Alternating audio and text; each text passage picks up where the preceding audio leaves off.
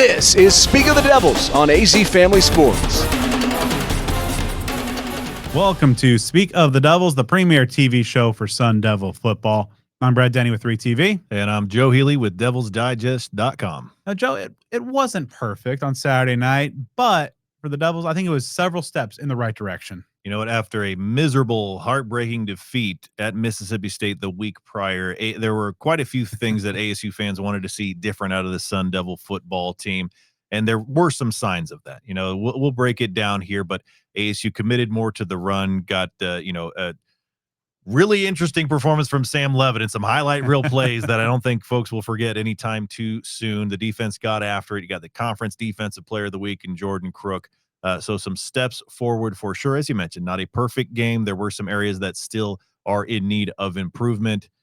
And that's got to happen quick because things get really real this weekend. Big 12 play opens this weekend for the Devils in Waco, Texas, against Baylor, looking to defend that Big 12 crown. So it's good to go in with it on the heels of a win, a 34-15 victory over Texas State. Yeah, the Devils now 2-1 as they close out the non-conference portion of the schedule. But yeah, let's start off with the guy who all week long had the crosshairs on his back. Quarterback Sam Levitt coming off a career worst performance at Mississippi State.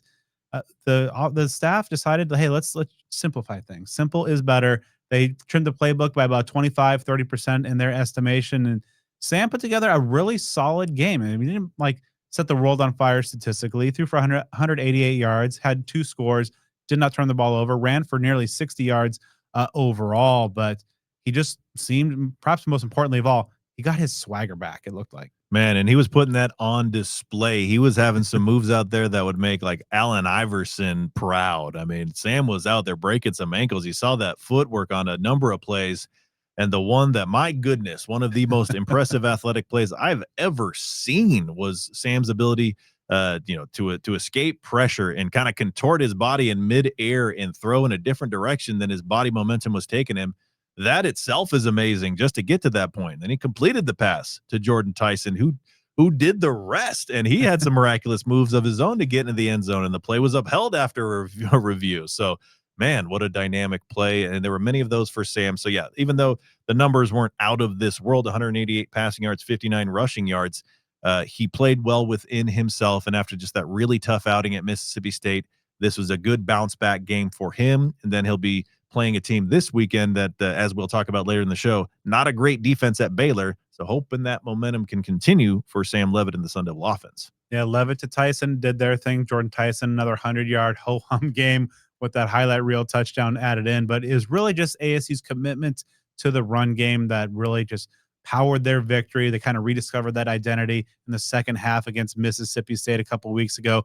245 yards on the ground on the night. 144 of those belonged to Raleek Brown, including 75 dazzling yards where he just found a crease, turned on the afterburners, and he's gone. Yeah, I mean, when he got that ball and just hit that hole, he was just absolutely bound for the end zone. As you mentioned, ASU nearing 250 rushing yards on the game, and that's all without starting running back Keyshaun Brown, who remained out of action. So just really, really outstanding stuff there. Elsewhere on the offense, you got the tight ends involved. Shimon Mateer, 6 catches, 60 yards with a touchdown.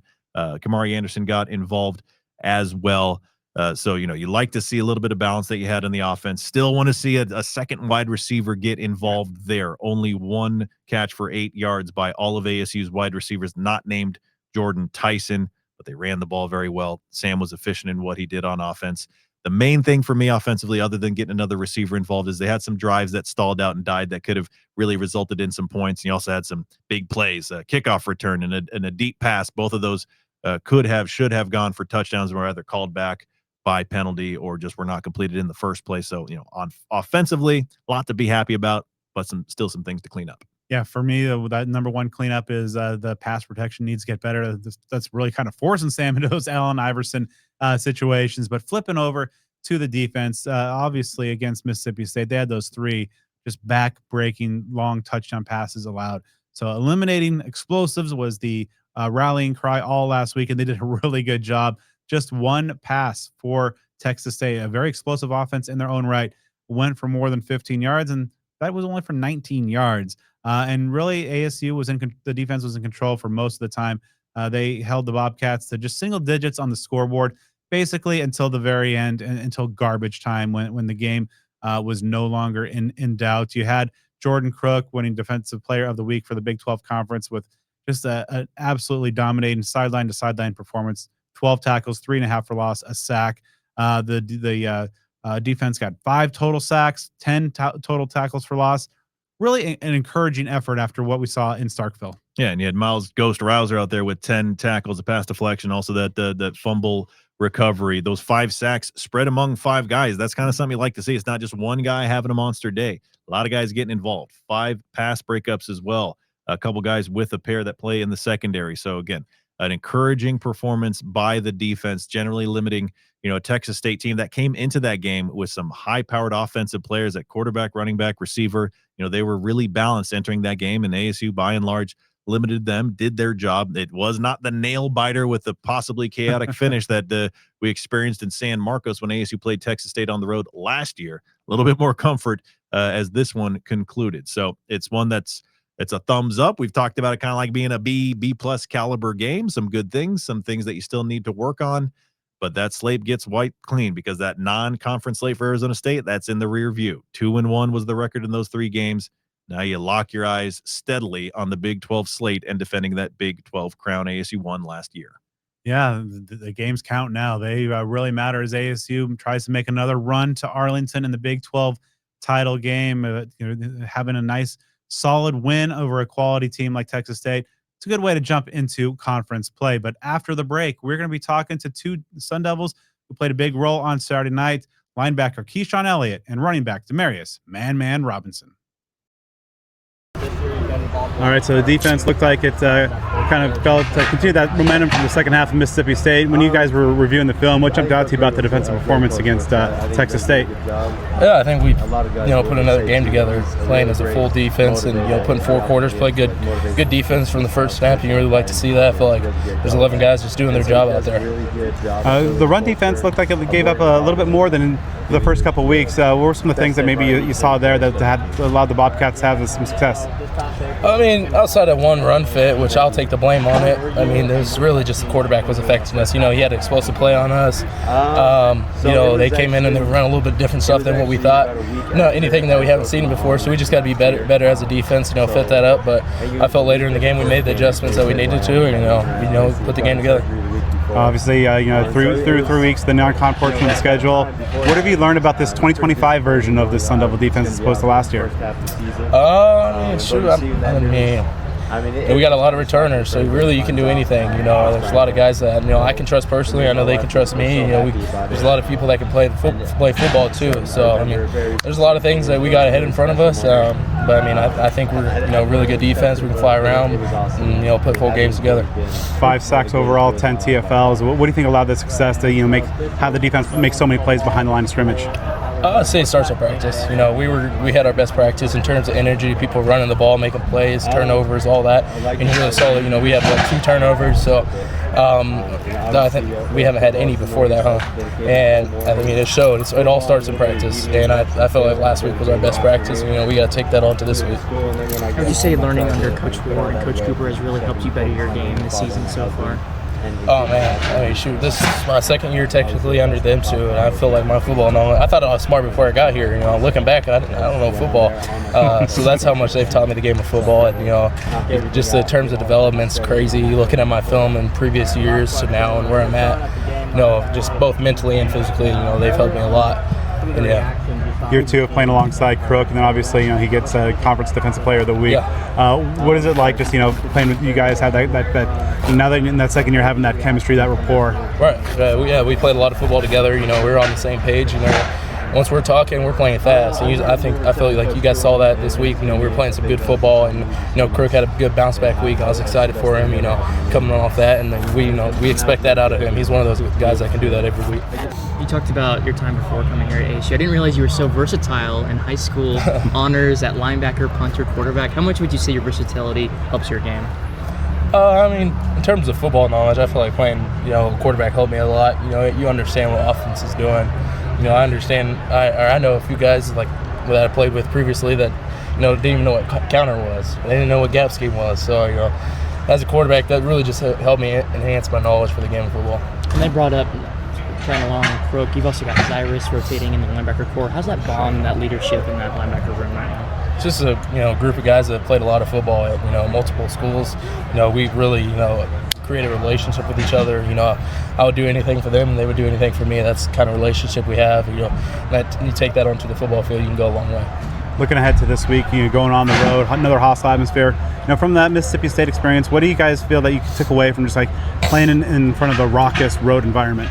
I'll speak on the defense. I feel like we responded well. I've been in many situations where you go down big, 17-0. There's no chance in hell you're coming back from that game. So I just like to see that poise out of our defense. They scored. Okay, let's go back out there. Let's look at the iPad. What do we need to fix to stop that? That's why you kind of saw that second half. We put everything together. We understood what they were doing, how they were going to attack us. So I really like to see that out of us. And then, of course, Baylor has a pretty potent offense. What jumps out to you about what that attack does on, like schematically? Yeah, I think they can beat you with anything. They can attack you in the run game, in the pass game. Quarterback's got a good arm. He's been in the system, so he knows what he's doing. Delivers a good ball. They got a good wide out. A few of them actually. They make good plays. So yeah. All right, so seeing some first action up there on the field on Saturday. You run out there onto the field. You're going to get the ball on that carry. What are the thoughts going through your head? Just play my football, really just, so I've been playing football for a long time now, so, just really get the experience to play college ball and do what I do best. What did it mean to you to just get out there and get to, I think, 5 carries overall, and just get in the game like that? It was a special feeling, especially going out with my teammates, how hard we worked in the summer and winter and stuff like that, just enjoying the time and the moment with them, really. I was really happy, smile on my face when I got out there with them, so it was pretty good, great environment, saw the fans. Pretty crazy. I was a little nervous, but it was fun overall with my teammates. All the family and friends back in Oklahoma, they're blowing your phone up? My mom, my siblings, my pops, they all blow me up, showing love. I love them. What did it mean to get out there and close out a win like that? Obviously the heartbreaking loss a week ago, but come back and get a really solid overall win. It was a great feeling, I know what we can do, it's a great team, brotherhood, we know what we need to do, we got to come out here and work every day like we always do. Kenny Dillingham praised you during his Monday press conference, said that, when talent meets somebody who cares as much as you do, that's a good path to get playing time early on. What's the kind of the root of it, just caring so much and, putting, obviously people can be talented, but to put in the work and the care behind that, it kind of takes it to another level. Yeah, I really love this game, I care about it, that spring ball, I had trouble with ball security, and I really just want to get on the field as much as I can, whether it's special teams or not. I care about it, and I care about the team. Anything to make, help the team out. So, I really just care about the game and football. I really love it. Anything I can do for the team, I'll do it. What are some of the big things that you've been taking away from some of the veteran backs in that running back room like that? Basically, just be patient. This whole game is just patience. Really, just waiting your turn. The opportunity gonna come when they do come. Make without it. But learning from Silk, Kanye, Leavitt, it just made me better and, mentally and physically when I'm playing football. Facing a Baylor team on the road, what are some of the things that kind of jump out to you about this Baylor Bear defense so far? Really great defense, I can't wait to, see what they got for our offense, but we ready to compete, do what we do best every day, and that's just play hard. What are going to be some of the keys to get a big road win on Saturday? Just play as a team. Be focused, be physical, do what we do best, like Coach Denny said. Welcome back to Speak of the Devils with ASU now closing out their non-conference schedule and heading to Waco to open up Big 12 play against Baylor. It's a good time for the Sun Devil stock report. I'm going to throw some Sun Devil stocks Joe's way. He'll either buy or sell, starting with the Mississippi State loss will prove to be the wake-up call the Devils needed. So this requires a little bit of faith, but I will go ahead and buy that because they're 1-for-1. In that regard, ASU modified some of its ways and had great success with that. So the things that were most frustrating in that loss against Mississippi State, they made some immediate corrections. Now, we'll see how does Texas State compare to Mississippi State as far as the quality of the team. That's a story left to be told. But through one game, you can say that they learned from that defeat. That's going to have to be repeated this week and beyond. But they are 1-for-1, so I can at least have enough faith to buy that for now. All right, buy or sell The offensive line is the weak link on the team so far. I'll sell that. I mean, I have concerns about the offensive line, but realistically, the thing that is just catching my attention in a concerning way through these first 3 games is just the inability so far to establish a second wide receiver that they can consistently throw to outside of Jordan Tyson. There have been a lot of attempts to get Malik McLean involved, and I just cannot grasp it for the life of me why it's been so difficult for Leavitt and McLean to really connect with one another. Just he's been open. There have been a lot of shots and passes that should have been caught, and just accuracy issues. It's just a weird deal. So whether it's him and Jalen Moss just really hasn't been able to get on the field too much. Those young transfers from Alabama and Clemson still getting integrated into things. So just got to find somebody that can step up to be that second wide receiver. That's something that concerns me because everybody knows who Jordan Tyson is, and he can get his against a lot of teams just by virtue of his athleticism. But teams are really going to start to hone in on that if nobody else can make them pay. Speaking of Jordan Tyson, buy or sell. The Air Leavitt to Leaping Tyson touchdown is the biggest wow factor score of the Dillingham era. I mean, I think I have to say yes. I have to buy that if I'm not mistaken. I mean, because certainly not all, but a lot of those most memorable runs that Cam Scadaboo had last year didn't always result in touchdowns. Like some of those ones against Iowa State where he's just breaking tackles here and there, he'll get a lot of yardage. And he even did it this past weekend in the NFL with the Giants. He scored his first touchdown, but that run that set it up was really the impressive one. So just as far as both sides of it, because it would have been one thing if Sam Levitt, avoided the pressure and made this massively acrobatic catch and threw to a wide open guy who just waltzed in the end zone. It was just the two ends of that play that, you rarely see. So that you got to go back quite a ways to find a more impressive athletic play than that. And that predates Kenny Dillingham. So I'm going to go ahead and buy that. All right. Buy or sell. The Sun Devil pass rush is back. I will go ahead and sell that one. Encouraged by what we saw this past weekend, but over the court from the beginning of last season, and I'm sure you can go back into 2023. I mean, that year is just one that we've all just wiped from our memories in a lot of ways. It's getting a pass rush has been an issue for Arizona State. So an encouraging game with the 5 sacks, 10 tackles for loss. That just has to happen a lot more for that to be anything but a one-game anomaly. Certainly hope that it becomes a trend that ASU is a better team in that regard. They seem like they have the pieces to do it, but it just needs to happen a lot more to prove that. Buy or sell. The simplified game plan was the key to getting vintage Sam Levitt back. I'll buy that for sure. I'd say, it's a combination of that, and the opponent. Texas State's a solid team, but it was the best team on the schedule ASU could have played last week after that Mississippi State game. But keeping it simple, running the ball, and just allowing him to play a little bit more naturally, that's something that I think really contributed toward him having a game that, again, even if the numbers don't absolutely blow you away, it's something that instills a lot of confidence, I'm sure, in him, and that's something that you can use moving forward. Last one, buy or sell. Baylor is not a must-win game for ASU. If we're using the negative, I'm going to go ahead and sell that and say that it is. I mean, if you're here 2-2 after 4 games, that's a concerning thing. If you win and you're 3-1, that's exactly where you were last year in that miraculous season, and that loss was in conference play. And you start off with a win in conference play, that's a big deal. I think there's a massive difference between 3-1 and 2-2 at this point in the season, especially with the teams ASU has up ahead in its schedule. So it's must win for me. Yeah, it's going to be an important one in Waco on Saturday night. And after the break, Joe and I are going to take a deep dive into this crucial Big 12 conference schedule opener as ASU heads to Baylor to battle the Bears. Welcome back to Speak of the Devils. Big 12 season is here. ASU, as of course you know, and have celebrated for a while, the Big 12 champions of 2024 have their first opportunity to defend that title. They're going to take to the road to do it in Waco, Texas, against a Baylor team that's a really interesting squad, incredible offense, not so incredible defense. So there's going to be, some really interesting things to analyze for this game, a huge contest on deck for the Sun Devils. This will be the second all-time meeting between these two programs. ASU previously won 34-13 in a 1990 game played against Baylor. They are led by Dave Aranda, the 6th-year head coach. He's 33-31 overall at Baylor. Some erratic seasons. He's had a 12-win year in a conference championship. which finished in the top 5 ranking. He's had a 3-win season. They were 8-5 last year and entered the year with some momentum. Some folks thinking, they could maybe be like an ASU of last year. So far, they're 2-1. They lost at home to Auburn and then won on the road against SMU, and most recently had an FCS victory over Samford. So like ASU, 2-1 entering this ballgame. Yeah, and they're just really playing some vintage, like 2010s Big 12 football. A lot of points, not a whole lot of stops going on.